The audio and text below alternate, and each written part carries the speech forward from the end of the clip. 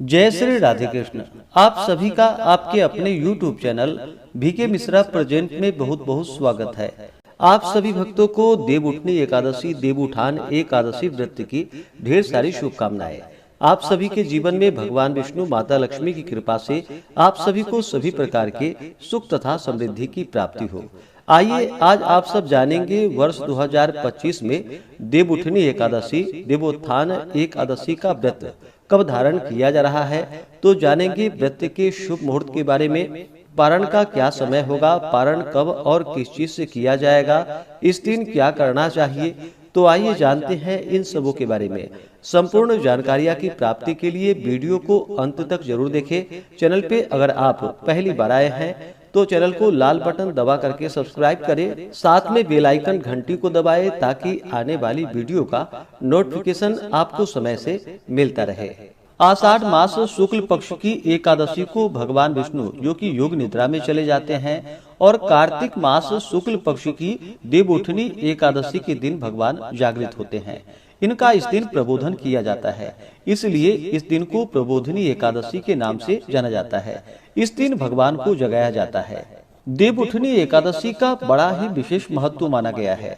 जो भी भक्त सच्ची श्रद्धा के साथ नियम और निष्ठा के साथ देवउठनी एकादशी का व्रत धारण करते हैं, इस दिन भगवान का प्रबोधन करते हैं, गान कीर्तन कथा स्तोत्र आदि का पाठ श्रवण आदि का कार्य करते हैं, व्रत में नियमों का पालन करते हैं, तो प्रबोधनी एकादशी व्रत के प्रभाव से व्यक्ति को 1000 अश्वमेध एवं 1000 राजसु यज्ञ करने का पुण्य फल प्राप्त होता है।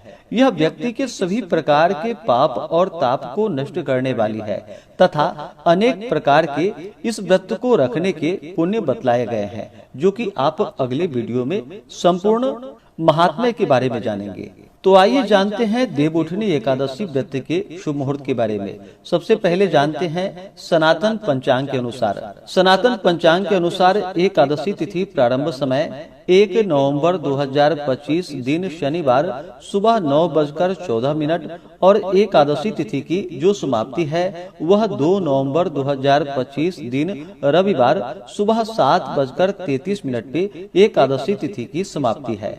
और वाराणसी पंचांग के अनुसार एकादशी तिथि प्रारंभ समय 1 नवंबर 2025 दिन शनिवार सुबह 4:03 और एकादशी तिथि की जो समाप्ति है वह 2 नवंबर की तड़के यानी कि 2 नवंबर की सुबह 2:56 पे एकादशी तिथि की समाप्ति है। सनातन पंचांग के अनुसार इस बार अस्मार्थ के लिए गृहस्थों के लिए 1 नवंबर 2025 दिन शनिवार को व्रत बतलाया गया है। वहीं पर वैष्णवों के लिए जो कि 2 नवंबर 2025 दिन रविवार को एकादशी का व्रत बतलाया गया है।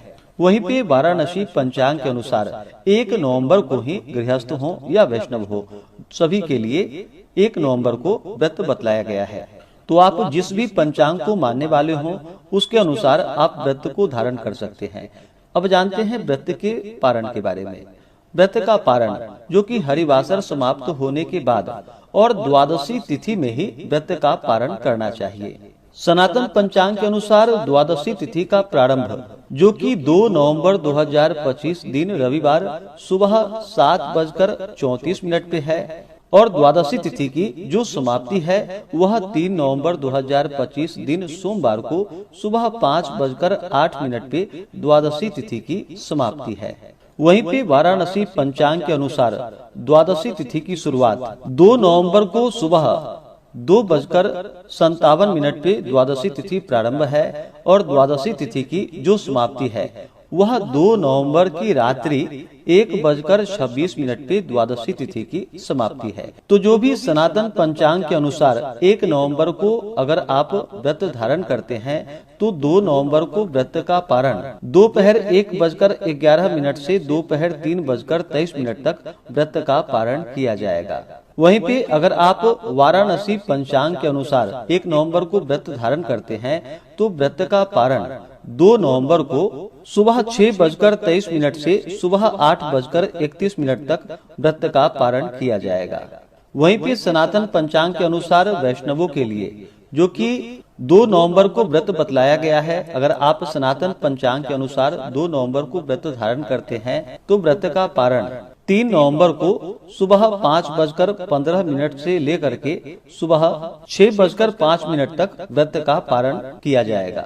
लेकिन आप वाराणसी पंचांग के अनुसार व्रत को मानने वाले हैं तो सभी वैष्णव हों या स्मार्त हों 1 नवंबर को ही व्रत धारण करें तो बड़ा ही उत्तम होगा।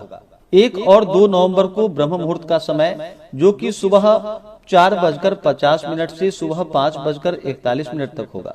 देवउठनी एकादशी व्रत का पारण जो कि बिल्व दलेन व तुलसी दलेन पारणम यानी कि बेल पत्र से या तुलसी दल से आप व्रत का पारण करें। यह संभव ना हो पाए तो आप जल या फल से व्रत का पारण करें। लेकिन ध्यान रखें कि तुलसी पत्र द्वादशी तिथि के दिन नहीं तोड़नी चाहिए, जो कि तुलसी पत्र आप एकादशी से पहले ही तोड़ करके रख ले और उसका ही प्रयोग करें। 1 और 2 नवंबर को ब्रह्म मुहूर्त का समय सुबह 4:50 से सुबह 5:41 तक होगा। प्रातः काल पूजा का शुभ मुहूर्त सुबह 5:15 से सुबह 6:33 तक होगा। शाम को पूजा का शुभ मुहूर्त शाम 5:36 से शाम 6:54 तक होगा। 1 नवंबर को रवि योग बन रहा है जो कि सुबह 6:33 से शाम 6:20 तक होगा। और 2 नवंबर को जो कि त्रिपुष्कर योग बन रहा है जो सुबह 7:31 से शाम 5:03 तक होगा।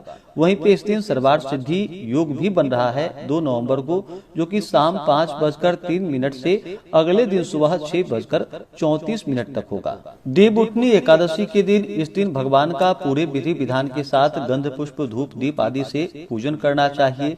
अनेक प्रकार के नैवेद्य आदि का भोग लगाना चाहिए। खास करके इस दिन भगवान को द्राक्ष, ईख, अनार, केला, सिंघाड़े आदि का भगवान को भोग अवश्य ही लगानी चाहिए। इससे भगवान विष्णु अति प्रसन्न होते हैं।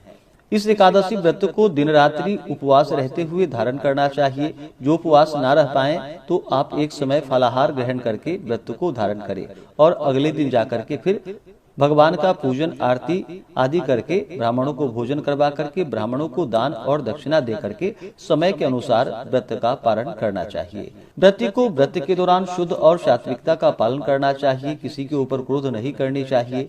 अपने मन में किसी के प्रति ईर्ष्या या द्वेष का भाव नहीं लाना चाहिए।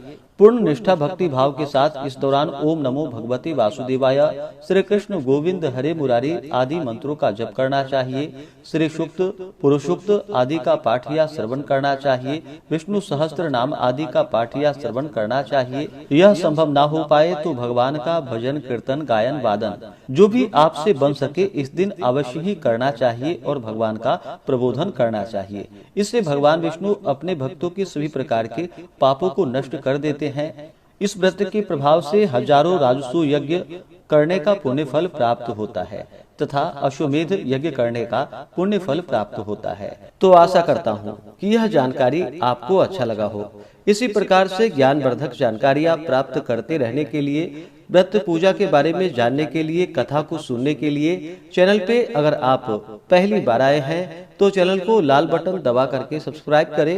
साथ में बेल आइकन घंटी को दबाएं ताकि आने वाली वीडियो का नोटिफिकेशन आपको समय से मिलता रहे।